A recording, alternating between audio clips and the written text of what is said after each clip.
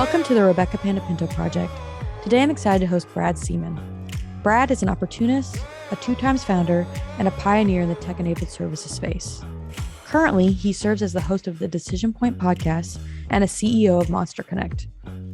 MonsterConnect helps to accelerate lead generation for B2B sales organizations through a consistent stream of live phone connections with decision-making prospects. With their unmatched blend of fast dialing and routing technology, efficient outbound prospecting service, and a scalable community of live agents, MonsterConnect is able to deliver a week's worth of prospecting in just 1 hour. This is with nearly 40% better results than their competitors. As you'll see today, Brad is extremely passionate about sales and sales operations, and we dive heavily into both topics today. Enjoy the show. Hello, Brad. Welcome to the show. What's going on?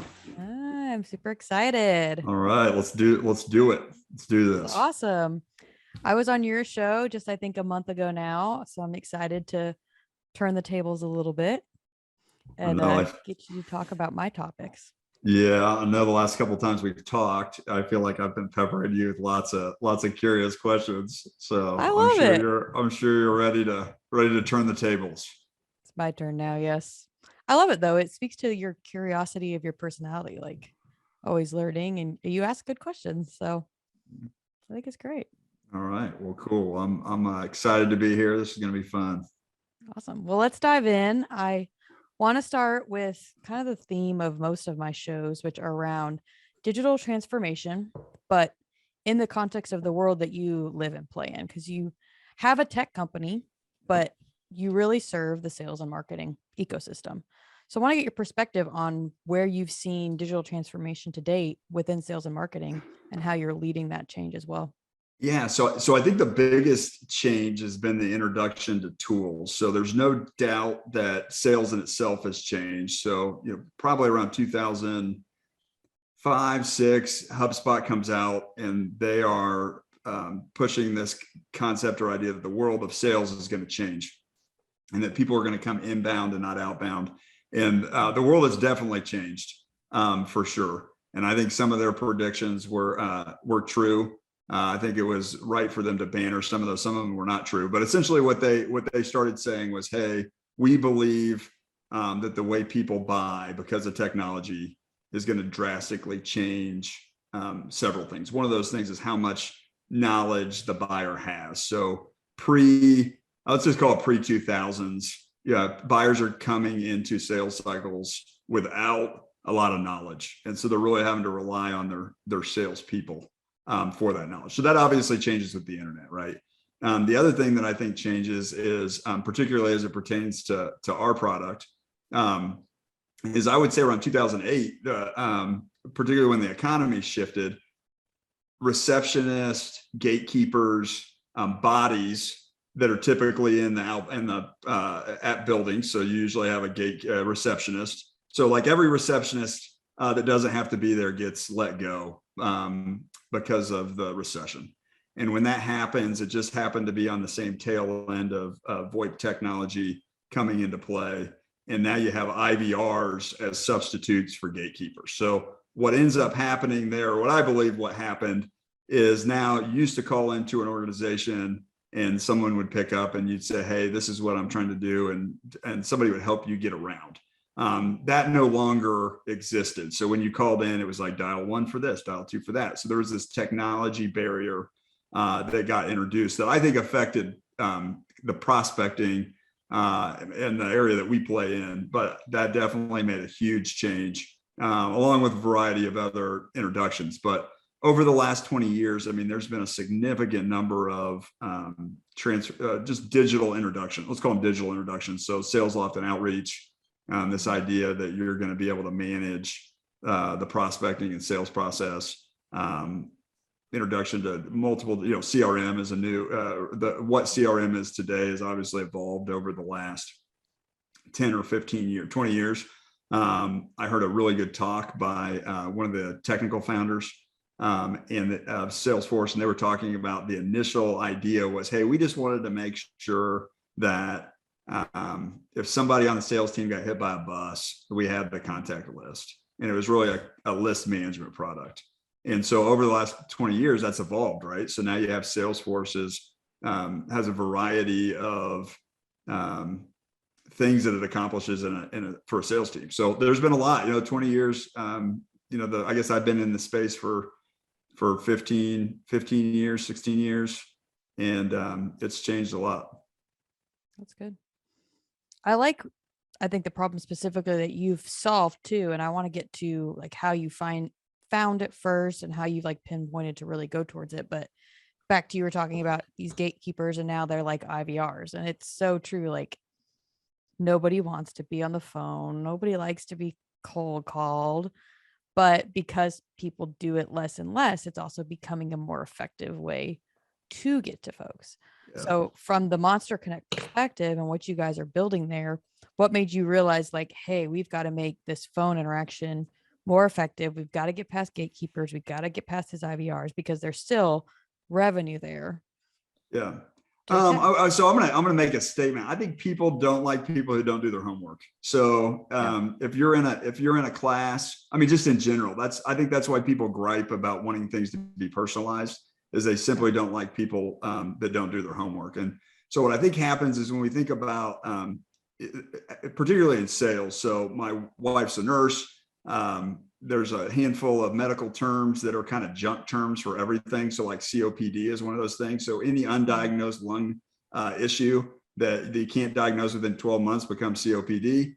And that's what anything, they don't know what it is, they call it COPD. And I think the same thing happens with sales, is there's a handful of kind of these terms that we just sort of junk together. So when we think about sales, sales as an occupation is made up of a bunch of stuff at this point, right? You've got account reps, account managers, you've got revenue operations, you've got prospecting, you've got sales, closers, farmers. You have all these different practices that are really rolled up into this idea of sales.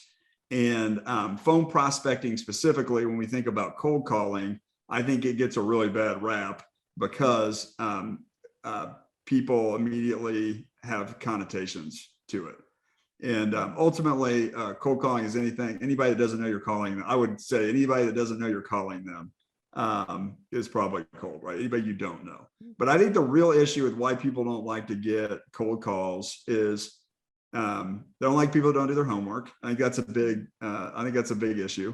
And we have I think salespeople have done themselves a disservice by not prepping when they call somebody. And I'll give you an example. There's probably a variety of things that you could write down that are really important to you. If somebody called you about those things, you'd probably have a conversation with them. One of them might be podcasting, right? If somebody called you and they knew you had a podcast and they'd done a little homework, you probably are going to have a conversation with a podcast because it's something that you're passionate about. But if they call you up and they try to talk to you about maybe IT security or something that's not in your scope of consciousness, things that you're thinking about, you're probably not going to talk to that person. Mm-hmm. And so from a phone prospecting scenario, I think the same thing is true. Most people don't spend enough time. I sort of think about it like this. I know very few people who are not self-interested.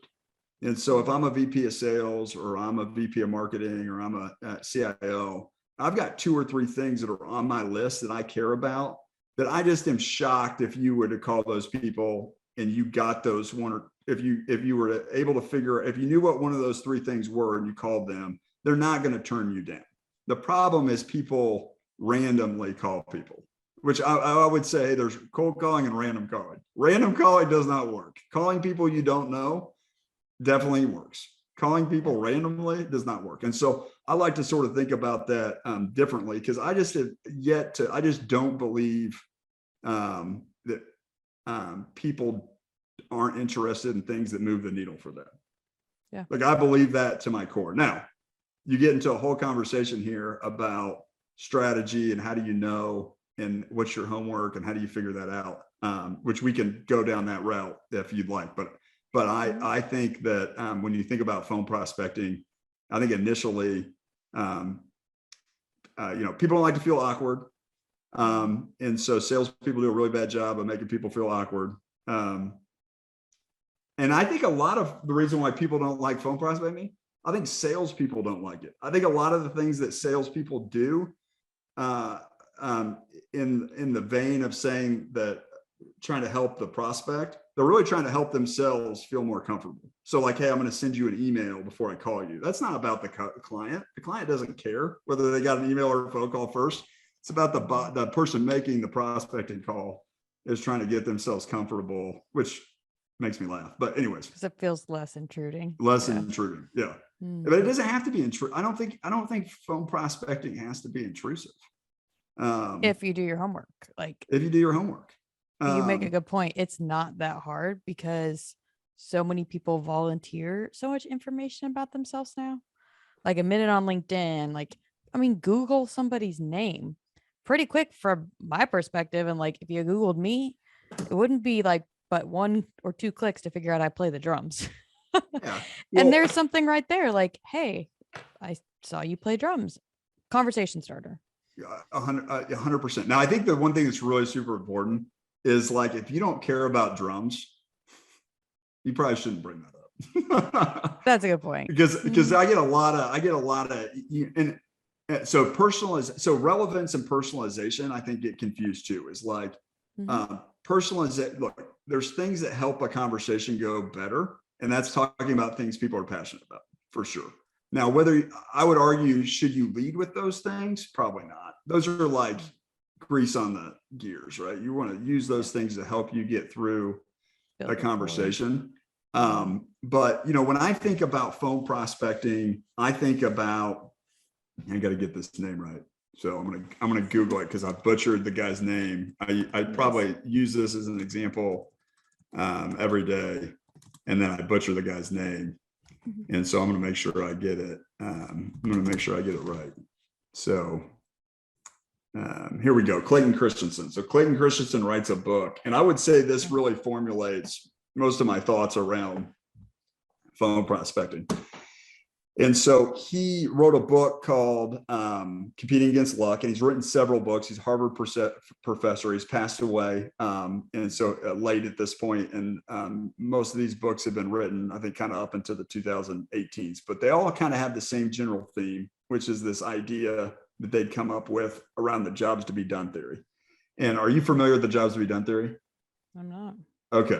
So the jobs to be done theory basically says that everyone has an evolutionary desire to progress. So we all want to improve from where we're at, and we want to move into something else. And they believe that this theory explains a lot of why people do a lot of things. They believe it explains why you go to the church you go to, why you go to the club you might go to, why you play the sports you might play. Essentially, everybody has a desire to progress. And if they're not progressing, they fire whatever it is that they're using, and they hire something else to replace it. And so what the book is about, it's about questioning your competition along the lines of what your competition is. And here's the example they give in the book. And this idea really formulates everything that I think about phone prospecting. So they hire him, they hire Clayton, and they say, hey, we want you to come to this McDonald's in Massachusetts. We want you to try to understand why we're selling so many milkshakes at this McDonald's. More milkshakes are being sold here than anywhere else in the country. We don't understand it, and we want to figure out what's going on. And so, because if we think we can figure this out, we think we can sell more milkshakes. And so he comes in and looks at all the data, and they start asking all these questions to the people who are buying the milkshakes. And here's what they find out. Do you know why why more milkshakes were being sold at this McDonald's? You know why they were buying the milkshakes? I think I've heard this story. Wasn't it because it was a long commute? Yeah, it's a long commute. They're bored. They're bored. So they're buying the milkshakes to drink the milkshake. So so basically the idea is, hey, here, they're not buying it because they want a sweet treat. They're buying it because they're bored, and they're using this as a way to curb the boredom why they drive. Well, I started thinking through this idea deeply, and I'm looking at all of our clients, and I came across this thing that I thought was interesting. for our business, which was basically everybody hiring us. So when they would hire us and sign a contract, I could always go to the job board or the post, like the job boards like LinkedIn, and I could see they were hiring for a salesperson. And then when I started reading through these posts, which I got enamored with, I started noticing like, oh, these are like little help wanted ads. These are basically telling us every one of these ads, the people that bought from us, they look the same. They all have the same language in them. And so what I found out in these posts is that they essentially were saying, hey, we need to get more people. We need to have more conversations with our prospective buyers. So we're going to hire salespeople. Mm-hmm. And I noticed if I read through these, it gave us all kinds of info. It gave me and my team all kinds of information to talk with the prospects about. And so it became really the basis of our go-to market strategy, which is essentially, hey, we see you guys are hiring sales reps and cold calling is part of the job description. How are you planning on getting them on the phone with their, you know, what's the plan? Like once you get them, what are you gonna have them do? Well, we knew that so the job posts are just so interesting because I believe that people hire people before they hire solutions. So your default typically is like, let's hire a person for that. I think it's natural to think that way. Nobody says, let's hire a software for that. Yeah. I think most of the time you go people first and then you start thinking through, you know, software applications. I don't think it's innately natural. Like if QuickBooks didn't come around, wouldn't people just continue to hire people to do that?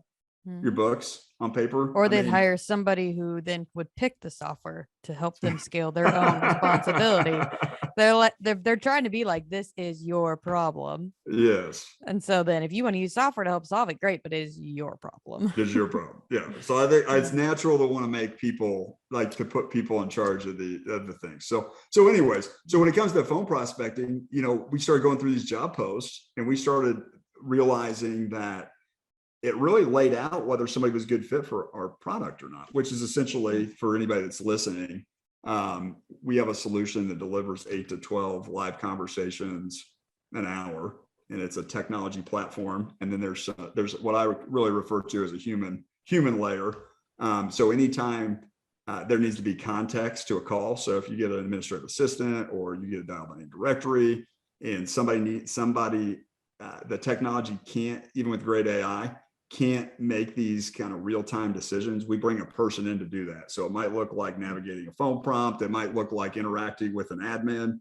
But ultimately, we're delivering real-time conversations to our clients. So they're logging into our platform, they're hitting go, and they're talking live every 2 to 4 minutes with live prospect that they put into our platform. And so we're removing all the legwork, all the dialing directories, all the voicemails, all the wait time. It's being condensed, and then clients are the beneficiary of being able to get a whole day of prospecting done in an hour. That's great.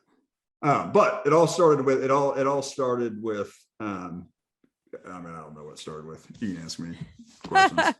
Just freestyling over here. That's good. I was going to think about taking it back to the human need to still be involved in sales. So let me think through my questions real quick, and I'll pull it back with that. So Brad, I want to come back to this idea that you suggested earlier about basically if somebody got hit by a bus at Salesforce, they wanted to know what had happened and what had been in that conversation, so somebody could pick it back up and continue to move on. But there's also this element of the buyer being so educated that they don't want necessarily a person that they're communicating with about their problems. They want to be a little more anonymous and do this freemium model and be able to upgrade and downgrade and buy more licenses without a human. So where is that balance between I think people a buyer want getting both. I think people want both. Okay. I mean, I think a lot of, and I'll give you a couple examples. I'm going to give you an example, and I think you and I may have talked about this offline. So there's 3 retail, this is my personal belief. There's 3 retail shops here in Indianapolis that I think about as being really well-run businesses: Chick-fil-A, Culver's, and Mike's Car Wash, Cruz Car Wash. So it's a large car wash here in Indiana. It's split. One family, it used to be called Mike's, and then the Mike's guys took everything north of Fort Wayne, and then Crew took everything south of Fort Wayne. And so there's two car washes that are essentially run by the same family, but one branch got Mike and one branch got Crew. So, but they're everywhere in Indiana. I think they go through, there's some in Ohio and in Michigan as well, but primarily an Indiana car wash. And so you've got Chick-fil-A, which I think everybody will understand. You've got Culver's, which if you're in the Midwest, you probably recognize the name. And then you've got Cruz, which I think most people in Indiana, maybe not the Midwest, will recognize. Now, the thing that I find really super interesting about all three of these, they all have lines wrapped around the building, and they all do one thing that everybody else doesn't do. They have people just all throughout the process. So in all three of these options, you can choose automatic. You can choose to do the kiosk. They have everything that you would expect. The kiosk, the drive-through, the app, they have an option for you to do that. And where do 95% of the people actually go? They're going through the drive-through and interacting with people. So I think the one thing we got to be really careful of when we think about phone prospecting and we think about all the annoyances and all the things that people say, which some of the things are true, right? Phone call, calling me to talk to me about finance, that's not my bucket. I'm not going to be interested in. Calling me and talking to me, there's several topics that are simply not things that I'm going to be interested in that are going to be turnoffs. But in general, if you call me about the right things, you're going to get my interest. And so here's where I'm going with this. I think we got to be really careful when we ask people how they feel about certain things, like the sales cycle. Like, do you want to deal with a salesperson? Okay, I'm going to tell you no, but Culver's, Chick-fil-A, and all those, I guarantee 90% of those people say they hate the drive-thru, but they're doing it anyway. So the question I think you have to ask is, are they doing it because they've created a pattern that they can't break? Or are they doing it because they're craving human interaction? And it could be a combination of both. But I think we really underplay, if people hated it so bad, they wouldn't go through the drive-thru. I just don't, I just believe if they hate it as much as they say they hate it, they wouldn't go through the drive-thru. But I think there's deep down, there's a deep desire to interact with humans, to feel heard and get your problem truly solved. Yeah, I agree. Yeah, I think there's a deep. I think you had mentioned that. What was that line about from the play, from the HBO movie that you talked about? The David Burns. Yes. Yeah, he said that the most interesting thing that another human can look at is another human. Yeah, I mean, because it's unpredictable and it's different and it's real. Yeah, and I think we crave. Real. Yeah, and we crave interactions with other people. I could get on a soapbox about.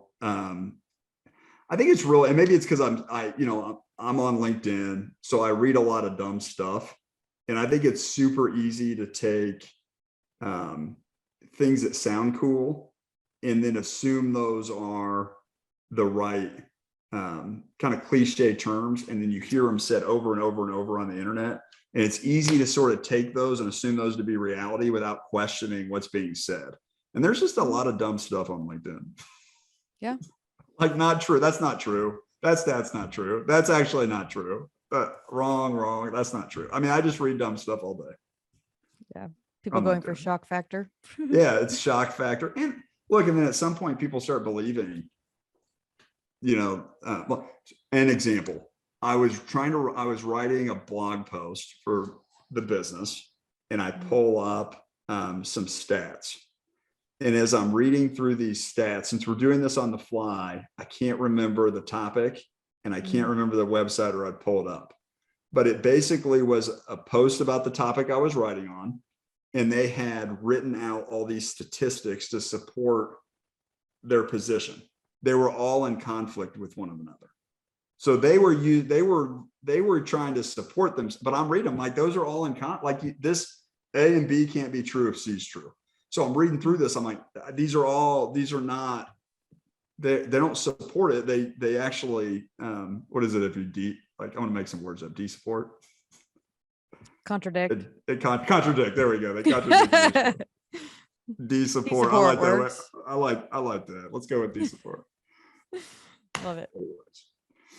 So that's good. No, I'm thinking about your example with the fast food and the drive-thru scenario too. I think a lot of times people become adverse to it because of one bad experience, or like they don't want to be called on by somebody they fill out a form for on the website. They just want to, demo like without a human because they had one bad salesperson ruin the experience for them. But if you can be a Chick-fil-A or a Culver's and give them an elevated experience of that same thing, then they're like, okay, this I'm willing to agree to. But there's this fear of like, what if it's bad? What if they won't stop calling me? That puts a barrier. Oh no, 100%. Well, I mean, let's use the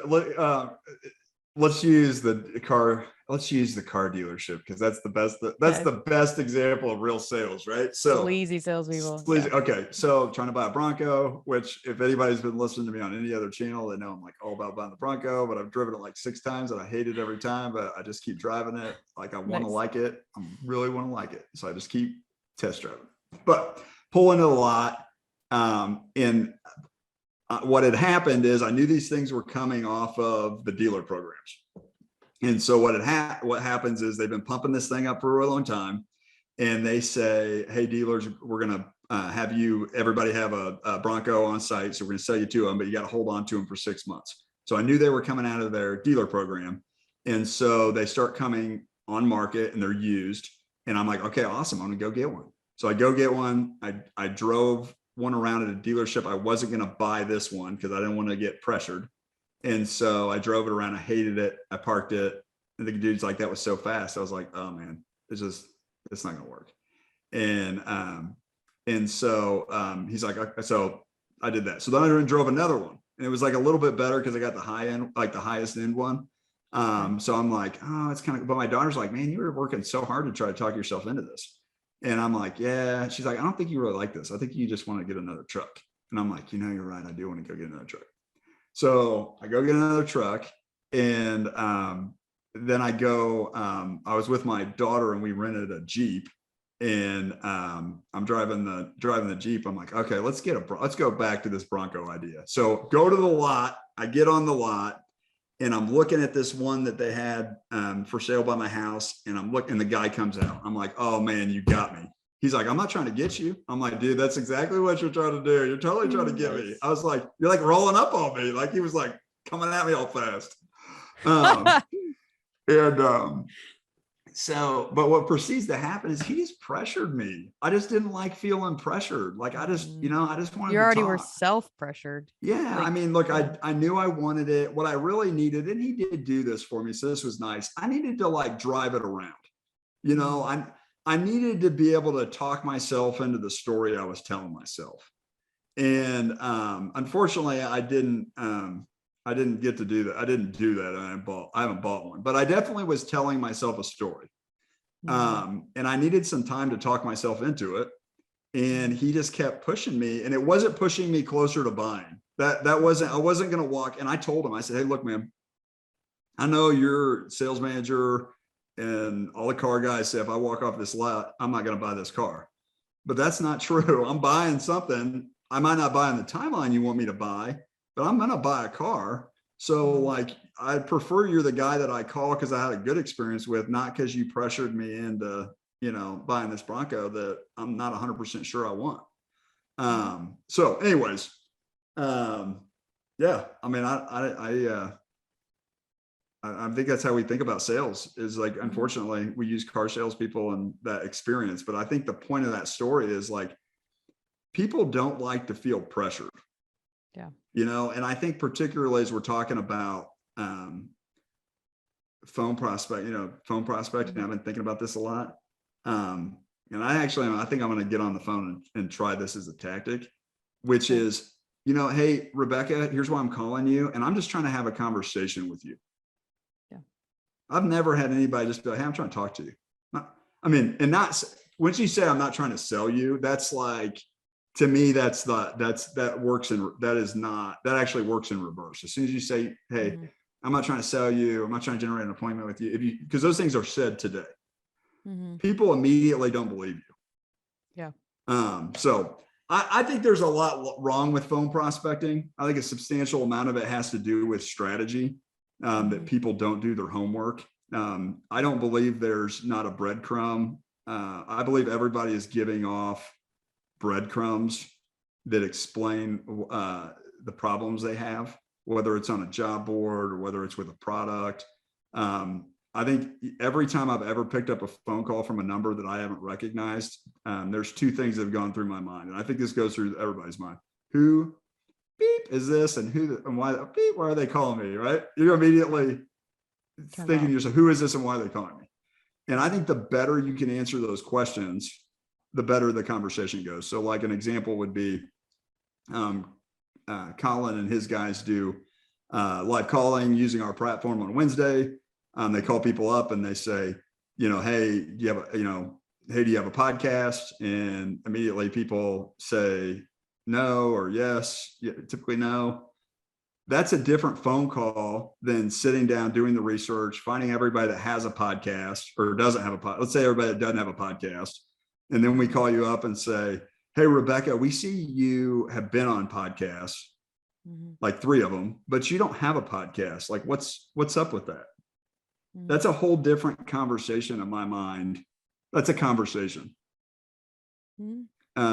So anyways, you're like getting me on all the hot topics. Most people just don't do the work. I mean, if I call you up and I have a purpose, there's going to be about 2 seconds of, maybe weirdness because you don't know me, but I think most people just want to know why are you calling me? And the better you can answer that question, I think the better you pass go. That's good. I like it. Let's switch gears to chatting about your podcast, since you brushed on the topic a little bit. The Decision Point podcast. I've been lucky enough to be a guest on it. Was able to share. And I was lucky enough to have you. Thank you. Was able to share my wacky sales journey. But what is the vision for that show for you, and how do you leverage it within your business today? Yeah, so I would say it's evolving. So it initially started out, marketing manager that I brought on had a podcast background, and he presented me with an idea about starting a podcast, and pitched me on kind of 3 ideas. One, it gave us a constant flow of content. 2, it would be a place for us to drive in revenue. And then the third one would be, it'd be a great relational builder. And so when he pitched it, I'm like, hey, let's do it. Now, in my mind, what I thought was going to happen was we were going to run this podcast and it was going to be this breakthrough lead generation channel. And that has not been the case, but I have, there's several kind of things I want to say about the podcast. So the first thing I would say is it created a steady, or has created, continues to create a steady flow of content. So we're a small team. We don't have a huge marketing department.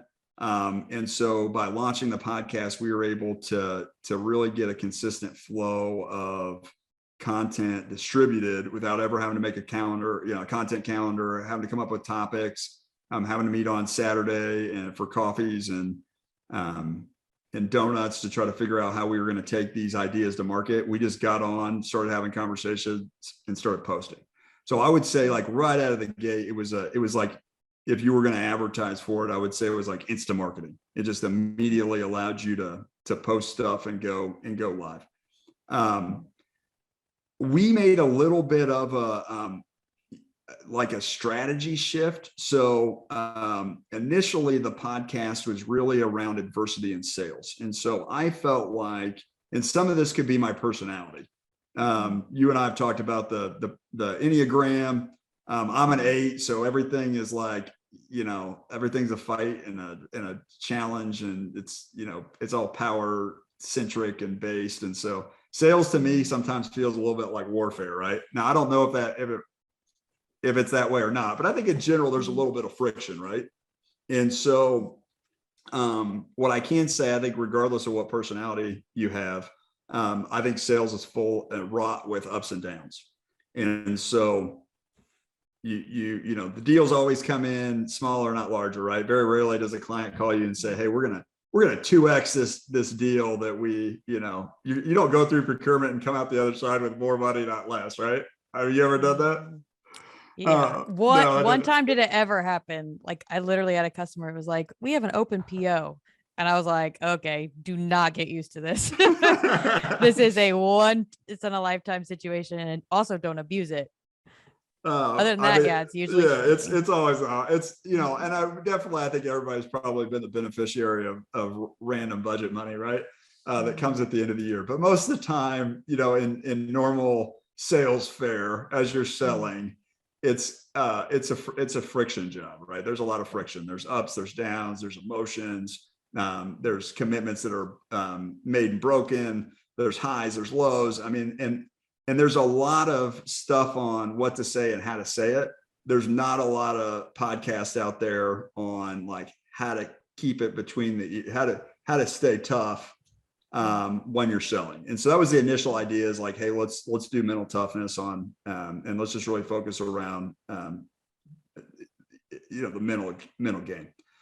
But we made a shift because I felt like what was happening was it was kind of an entrepreneurial podcast, whereas like I'm like naturally attracted to other entrepreneurs. I'm attracted to risk.